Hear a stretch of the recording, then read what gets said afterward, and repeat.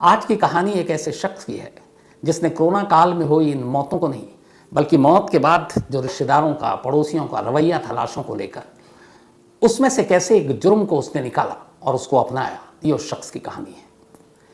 कहानी शुरू होती है भोपाल से। भोपाल में एक लड़की थी, नाम हर्षा। 5 भाई बहन, सभी की शादी हो गई। हर्षा सबसे छोटी। पिता रिटायर थे।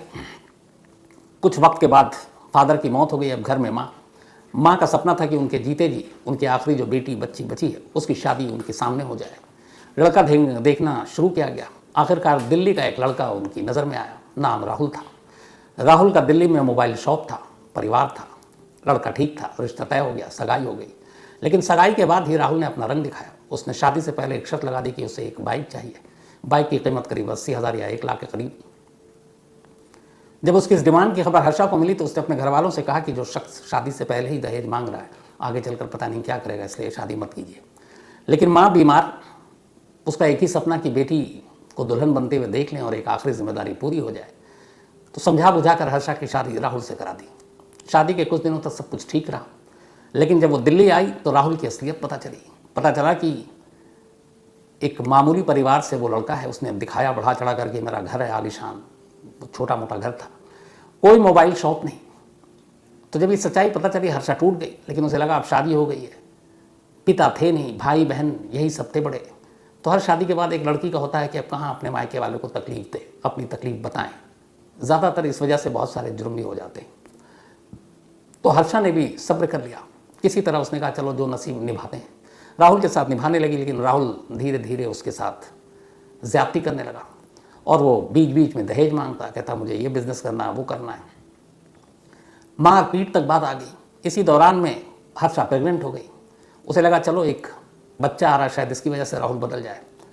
उसने एक बेटे को जन्म दिया। लेकिन राहुल नहीं बदला। इसी तरीके से सारी चीज़ें चलती रही, वो जुल्म सहती रही। कुछ वक्त बीता।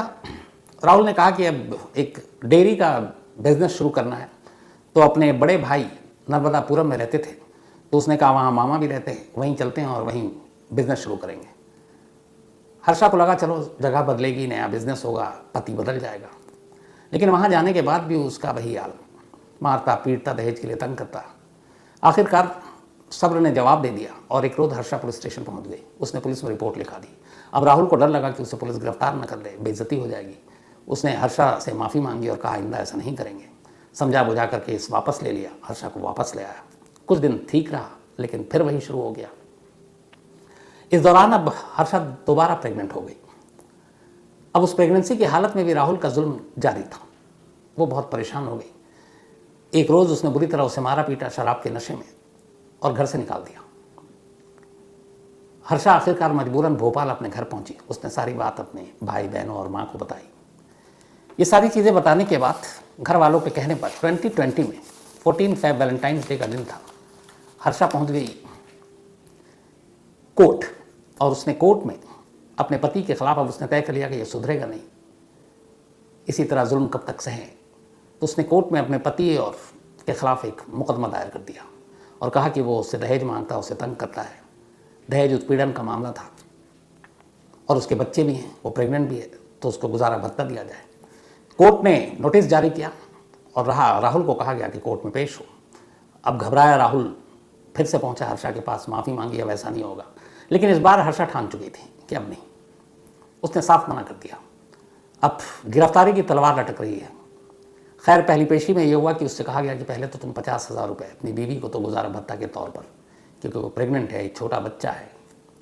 राहुल ने 50,000 रुपये देकर उस वक्त अपनी जान बचाई। लेकिन मामला और केस ऐसा था कि उसकी गिरफ्तारी तय थी। बीच में कई और पेशियां हुई, राहुल पहुंचा।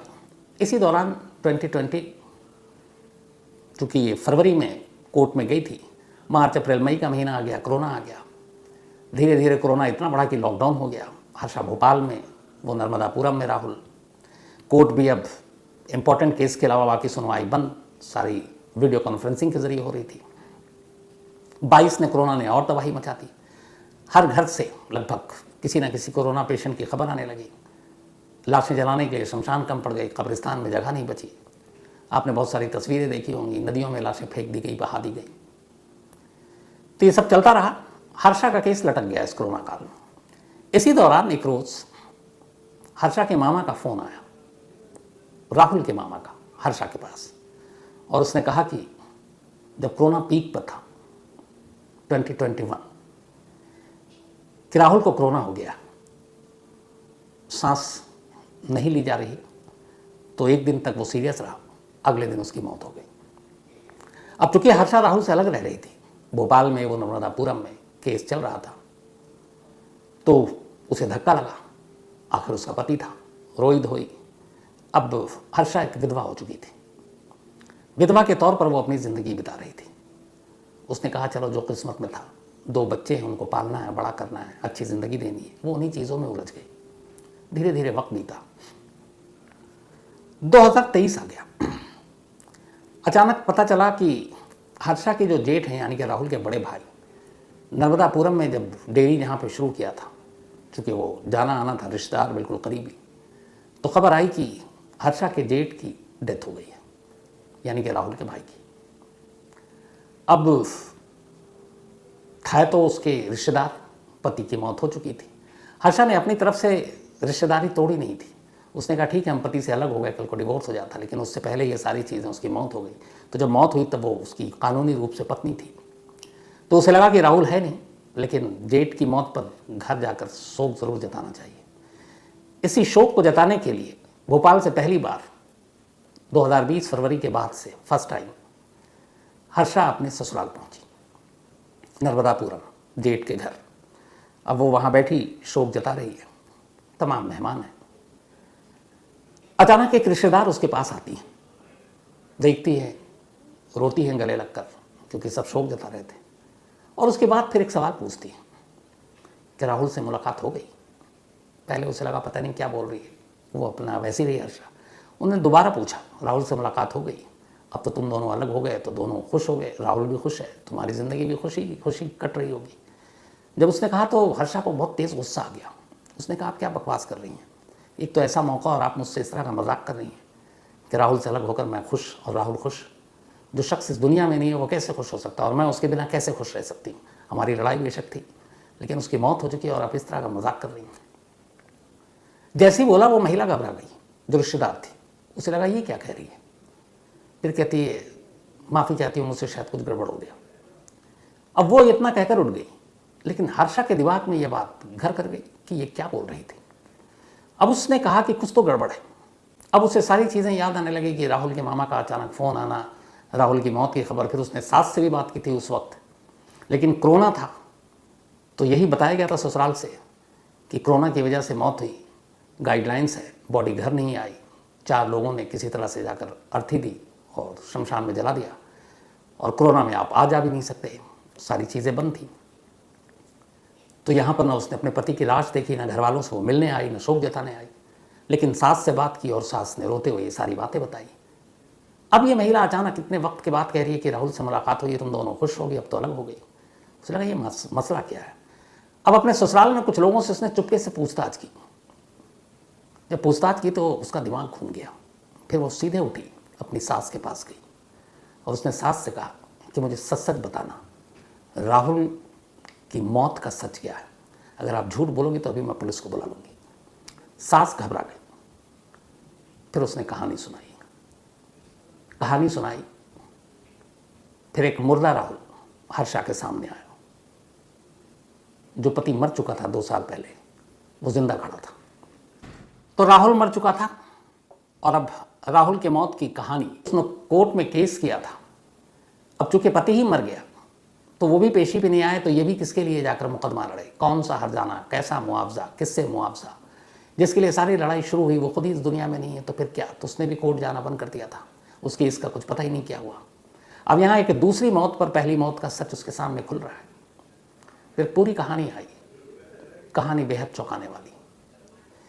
हुआ ये कि जब 2020 फरवरी में हर्षा ने कोर्ट में केस किया राहुल के खिलाफ, गिरफ्तारी की तलवार लटक रही थी सर पर, 50,000 मुआवजा देना पड़ा। वकील ने उसको बताया कि देखो केस लंबा चलेगा, तुमको मुआवजा तो देना पड़ेगा, और बहुत मुमकिन है कि तुम क्या, तुम्हारे परिवार वाले भी शायद जेल चले जाएंगे, क्योंकि दहेज उत्पीड़न का मामला है और वो प्रेग्नेंट है, उसके साथ सारी हमदर्दी सहानुभूति है। राहुल घबरा गया। उसने कहा क्या किया जाए। ये सोच रहा था तभी कोरोना की खबरें सबके सामने हर दिन अखबार पे, टीवी पे। तभी उसे लगा कि कोरोना में लोग किसी मैयत में नहीं जाते, किसी की अर्थी में नहीं जाते, कोई शमशान नहीं जाता, कोई कब्रिस्तान नहीं जाता, यानी किसी मुर्दे का सच पूरी तरह से बाकी को समझ में नहीं आता। कौन मरा, कहाँ दफनाया गया, कहाँ जलाया गया, कौन 4 लोग कांधे पर ले गए, ये सारी चीज़ें बेमतलब की थी उस वक्त। जैसा शुरू में कहा, हज़ारों लोगों की लाशें लावारिस के तौर पर जलाई गई या दफनाई गई। अस्पताल या फिर सरकार के जो प्रशासन के कर्मचारी, उन्होंने उन लाशों को उनके आखिरी सफ़र पर पहुंचाया। यहीं से उसके दिमाग में ये बात आई कि जब कोरोना में लोग लाश नहीं छू रहे हैं, तो अगर मैं मर जाऊं तो मेरी लाश एक राज रहेगी। फिर उसने अपनी माँ से बात की। माँ से कहा, देखो, अगर ये कोर्ट में मामला चला तो दहेज उत्पीड़न का मामला है, पूरी फैमिली आ जाएगी लपेटे में, तुम भी आओगी, फिर पैसे भी नहीं है, हम कब तक मुआवजा देंगे? कोरोना का वक्त है, सिर्फ एक झूठी खबर देनी है कि मैं मर गया, कोई नहीं पूछने आएगा, कोई घर पे देखने भी नहीं आएगा, क्योंकि कोरोना में प्रोटोकॉल चल रहा है। और वैसे भी कोरोना पेशेंट के करीब कोई आता नहीं, ना उसके रिश्तेदारों के करीब, ना उस घर में जहाँ उसकी मौत हुई है।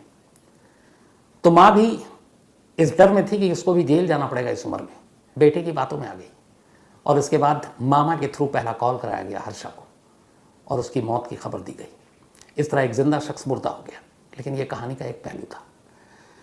क्यों उसे मुर्दा बनना पड़ा? सिर्फ कोर्ट के लिए, सिर्फ हर्षा के लिए, या सिर्फ मुआवजा देने के लिए, या सिर्फ गिरफ्तारी की वजह से? नहीं, एक साथ एक दूसरी कहानी चल रही थी। जब हर्षा से शादी हो गई उसके बाद आजकल जो फैशन है, राहुल भी पबजी गेम खेल रहा था। पबजी गेम खेलते खेलते दिल्ली की एक लड़की जिसका नाम कोमल, उससे उसकी दोस्ती हो गई। अब कोमल की कहानी ये कि वो भी शादीशुदा, लेकिन उसका भी अपने पति के साथ नहीं बन रहा है। दोनों अलग, दोनों ने एक दूसरे के खिलाफ केस कर रखा है।